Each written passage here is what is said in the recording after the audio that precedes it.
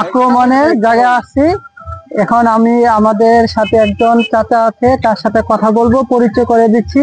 আসসালামু আলাইকুম চাচা, ভালো আছেন? আমাদের এখানে কিরকম দুর্যোগে আপনারা মোকাবেলা করছেন একটু বললে ভালো হতো। এখানে হাতির সংখ্যা বেশি।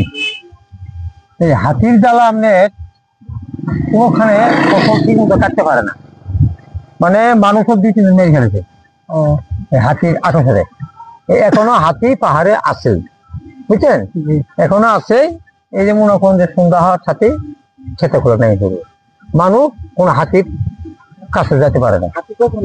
হাতি কখন আসে? বা হাতি তো মনে করেন এই যে আসল হওয়ার সাথে আসে, সারা রাত থাকবো, সারা রাত মানুষ হাতি ঘিরে পায় না। এই যে ফসলগুলো দেখতেছেন, এগুলো সব কাঁচা ফসল কাটছে সব। আপনাদের এটা সরকার থেকে কোনো কিচ্ছু না, সহযোগিতা বা করে না। সরকার থেকে আমাদের কোনো সহযোগিতা বা কোনো তেল পানি হাবি যাবি কিচ্ছু না।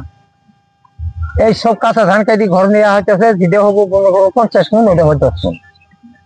বুঝলেন? ক্ষয়ক্ষতি মানে এইবারও অন্তত 30 থেকে 40 একর যদি খাই গেছে। এখনো হাতি আছে পাহাড়ে।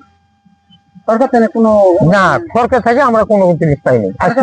কোনো অনুদান আসে বলে আপনি কি বলতে চান? সরকার থেকে কোনো অনুদানই আসে না। আসে যদি না মনে করেন বিভিন্ন ধরনের নেতা টেতারা হাবি জায়গায় এরা খায় ফেলা, আঙ্গর দেয় না। না, আমরা কোনো কিছু পাইনি। এখন যদি সহযোগিতা পাওয়ার জন্য আপনি কি বলতে চান একটু সহযোগিতা পাওয়ার জন্য মনে করেন আমরা একটু তেল বা মনে করেন যে কোনো একটা মশাল বা একটা লাইট, বড় লাইট দিলে হলেও যাই হোক আঙ্গুর একটু রেহাই হয় আর কি, বুঝছেন? ঠিক আছে, এর লাগে আর কি মনে করেন তাহলে আমার ফসলটা ঘুরে পেলাম। এখন তো মনে করে কাঁচা ফসলের কাটতেছি, এই আজ কাটতেছি কালকে নিয়ে আনেন, কোন সংকটে হাতি নামে। তাহলে আপনাদের অনেক অনেক কষ্ট আছে, আমরা অনেক কষ্ট আছে। এবার বাড়ি ঘর ভাঙতেছে, মানুষ মারতেছে। আপনারা তো শুনছেন যে চাচার কথা, সে তারা অনেক কষ্টে আছে। তাদের আপনারা সরকারের কাছে অনুদান চাওয়ার চেষ্টা করতেছে।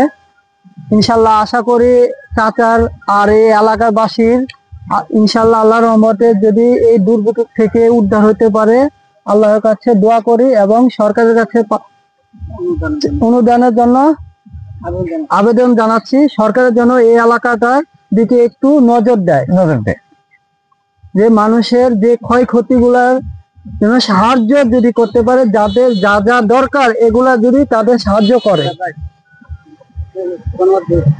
আচ্ছা।